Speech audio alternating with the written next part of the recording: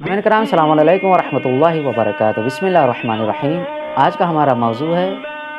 معرفت امام زمانہ عجل اللہ تعالیٰ فرجہ الشریف کے عنوان کے تحت آپ علیہ السلام کی غیبت کا کیا فلسفہ ہے۔ علماء کرام نے فلسفہ غیبت کے سلسلے سے کئی اسباب اور علل کو بیان کیا ہے، جس میں سے سب سے پہلا یہ بیان کرتے ہیں کہ اسرار الہی ہے، یعنی خدا کے رازوں میں سے ایک راز ہے۔ امام زمانہ عجل اللہ تعالیٰ فرجہ الشریف کی غیبت ہمارے لیے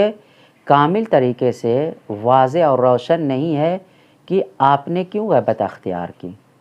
اور یہ تا ظہور ہم سے پوشیدہ رہے گی۔ جناب عبداللہ بن فضل ہاشمی امام جعفر صادق علیہ السلام سے روایت نقل کرتے ہوئے نظر آتے ہیں کہ آپ نے فرمایا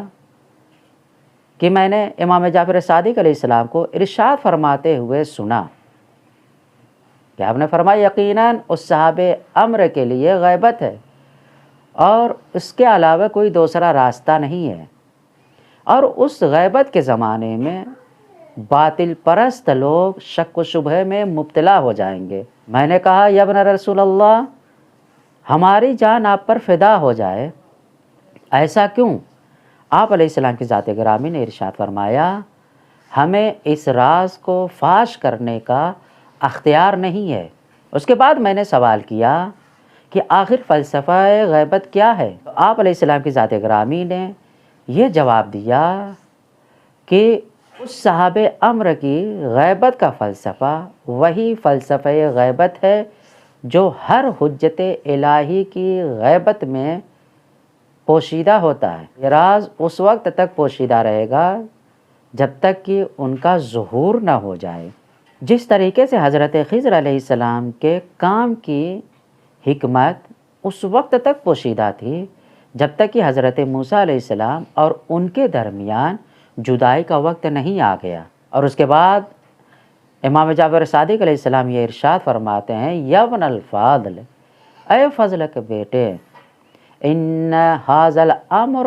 امر من امر اللہ، یہ جو غیبت الہی کا،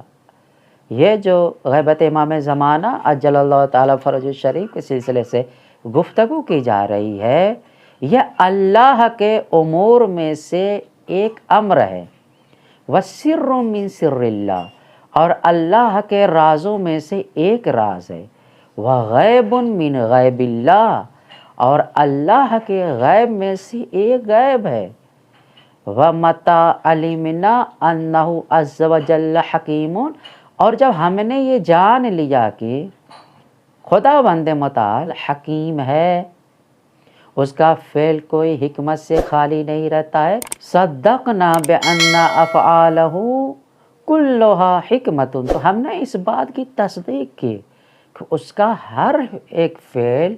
حکمت پر مبتنی ہوتا ہے، یعنی اس کا کوئی بھی کام بغیر حکمت کے نہیں ہوتا ہے۔ وَإِن كَانَ وَجْهُهَا غَيْرُ مُنْكَشَفٍ لَنَا، گرچہ اس کے کام کی حکمت ہمارے لیے واضح اور روشن نہ ہو، مگر ہم نے تصدیق کی اس کا ہر ایک فعل حکمت سے خالی نہیں ہوتا ہے۔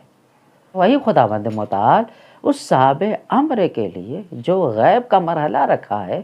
وہی بہتر جانتا ہے، لیکن ہمیں اس بات کی طرف متوجہ ہونا چاہیے